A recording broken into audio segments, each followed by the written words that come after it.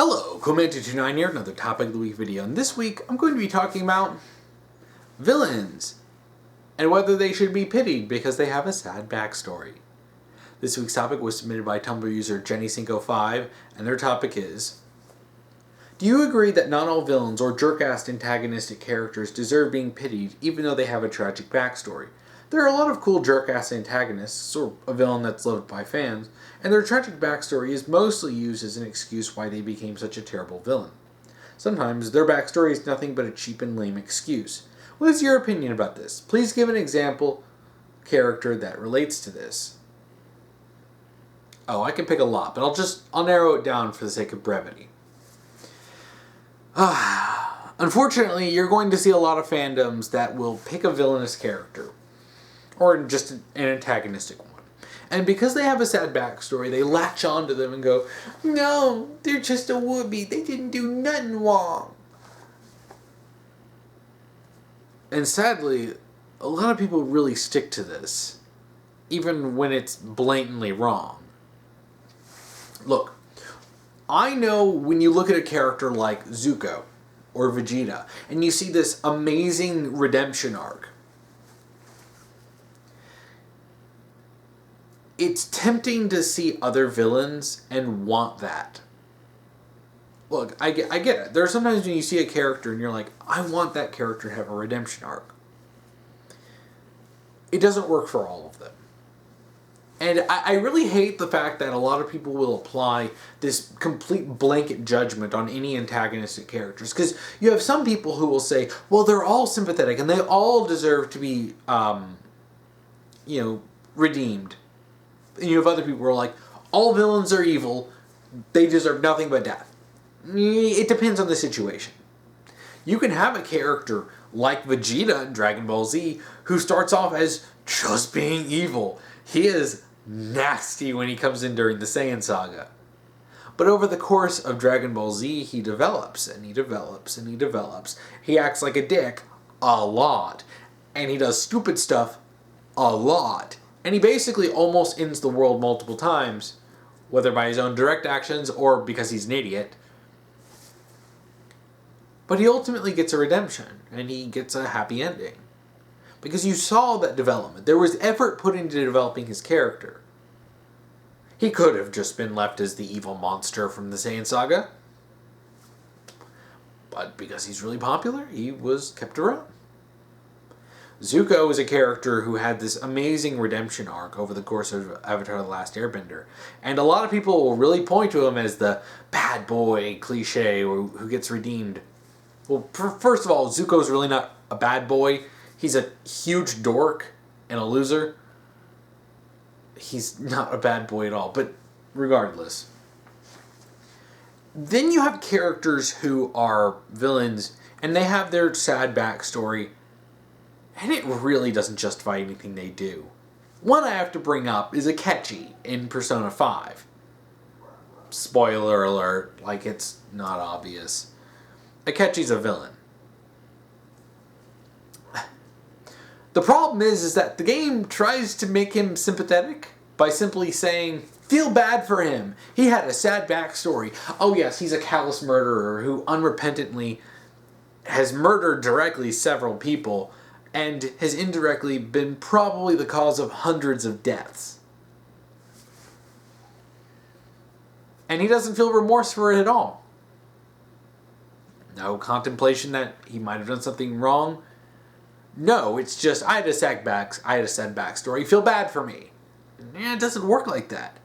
I mean, if he was actually forced into a situation against his will, and he showed remorse for his actions, you'd have something. But as he's presented, he literally says he wants to murder all of the Phantom Thieves, rip them limb from limb, and then 5 minutes later it's like, oh, Akechi, you little baby. Like, what? He can't be going, I want to kill you, I want to murder you, and then 5 minutes later go, maybe we could have been friends. No? You tried to kill me multiple times? No? But you have people who will use his backstory and say, oh, he was abandoned by his douchebag dad and his mom died and he had a bad childhood. And I don't know what it came from, but there's this gif of everyone in this room had a sad backstory. You know, deal with it. And it's like, yeah, a lot of the other characters in the Phantom Thieves had crappy lives too. You don't see them becoming unrepentant psychopathic mass murderers.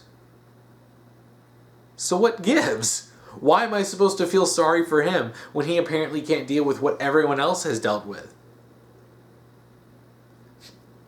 Yusuke lost his mom, and he was groomed by Madarame to basically just be an art factory for him. To be one of his prized pupils, but was really just stealing art from him, manipulating him into thinking that it's okay. Haru was treated as a bargaining chip from her father and was almost married off to some psycho. Futaba was abused by her family and led to believe that she was the cause of her own mother's death, which, by the way, Akechi caused. Akechi killed Futaba's mom, and they don't really try to bring that up. He also killed Haru's dad right when they were trying to help him become a better person by changing his heart, robbing Haru of the chance to make her father a better person. But they're not really mad at him because the game doesn't allow them to be. This stuff is just an excuse. This doesn't really mean anything to the characters. This is just trying to win pity points with the audience. And a lot of people fall for this, and it kind of annoys me. Like, just because a character has a sad backstory doesn't mean they're a good person. It doesn't mean that they're a Woobie. It doesn't mean that they're even redeemable. Unless there's something in there that you can see possibly that could be redeemed, especially with the way the character acts. If there's something in there that you can get from that, maybe. But really, it also heavily depends on how the character is developed. Because if that character just is bad, and there's nothing else to it, yeah, I find it hard to imagine them getting redeemed. With Vegeta, you can see there's more to his character. Another anime character, Hiei, in Yu Yu Hakusho. Character who started off as a villain, but ended up becoming more important. Got lots of development, got a lot more, he had more backstory, stuff that's more sympathetic, and he became a part of the main team. He was like the token evil teammate. But you could see the better parts of his character that were developed. It's not just he has a sad backstory, feel sorry for him kind of a thing, which, no. Any writer who uses that really needs to reevaluate how they're writing a character. If you want the character to be sympathetic, make them sympathetic. You can't slap on a sad backstory and then expect the audience to just go, yep, I'm going to ignore all the bad things he did because he had a sad backstory. And with the fandoms, you can't just look at a character that has a sad backstory and use that as justification for them being evil. Especially when they've done a whole bunch of horrible things like murder. Another character that gets this is Lotor in the reboot of Voltron. Lotor is obviously the bad guy. Obviously. Like, I honestly don't know how people thought that he wasn't. Like, there were people for so long who were like, oh no, he's actually a good guy. Even though he was very clearly manipulating everyone, and specifically Allura, into giving him his own, the stuff that he wants. But he's got a sad backstory. Both of his parents are villains, and they mistreat him. His dad's a douche. His mom is an evil witch. Yeah, life's tough. But that doesn't excuse what he did, especially when you get on in the seasons and you find out that he's enslaved a race and he's basically using them as batteries and draining their life force and killing them. Effed up stuff. His sad backstory does not justify this. But you'll see a lot of people who think that, because he's likable, because he's charismatic, then that means that means he's actually good. No. He could have possibly been redeemed. It's a possibility that was never capitalized on. So it's really hard to justify any of that and say he could have been redeemed. Well, yeah, he could have, but he wasn't, and he never really showed any inclination to do so. I mean, granted, there's a lot of stuff that falls apart at the end of the Voltron reboot, but that's a topic for another discussion. But just because Lotor can whip out a sad backstory, just because he can pull off some, seemingly good intentions for murdering people, that doesn't justify it. It never justifies it. Unless that character actually does stuff to make up for what they did. Unless that character is developed in a way that actually shows that they could be redeemed, that there's something more to them than just being bad. You can't just say they're automatically redeemed. Because if you take that approach, you end up with Steven Universe, where the evil genocidal tyrants who have gone, eons, just slaughtering planets, killing billions, if not trillions of people of different species. And then Steven whips out his talk no jutsu and, then they're the family. And we're all family. We are family. Let's just stop being bad guys. It's not how this works. And to specifically point to Steven Universe for good and bad examples, you have Lapis as a character who starts off antagonistic to the main character, specifically the Crystal Gems, not Steven, who was crazed by having a cracked gem, which is basically like her mind is just lost, and being driven crazy from literally thousands of years of isolation, but she just wants to go home. That's all she wants to do. And she does that when Steven fixes her. Her coming back and being a sympathetic character because you knew that the bad stuff she did was when she was literally insane, and when she's fixed, she's, not insane. That's something that you can understand why she's sympathetic and why she would become, a good guy. Peridot actually has a great redemption arc as a character who starts off completely antagonistic and then ultimately is captured, rendered useless, and then has to come to the realization that she's, stuck in this place and maybe she was wrong. And there's development in that. Later contradicted, thrown away, and completely trashed in the garbage. But there was some good to the Peridot's little redemption arc. And seeing her ultimately turn on her former leaders was actually kind of good. Just too bad the rest of the show was trash. But a character like Jasper, who continually showed nothing but pure villainy, even having some kind of sad backstory. Caring about Pink Diamond doesn't justify Jasper. Not someone I would say is redeemable. And most certainly the Diamonds, who are evil.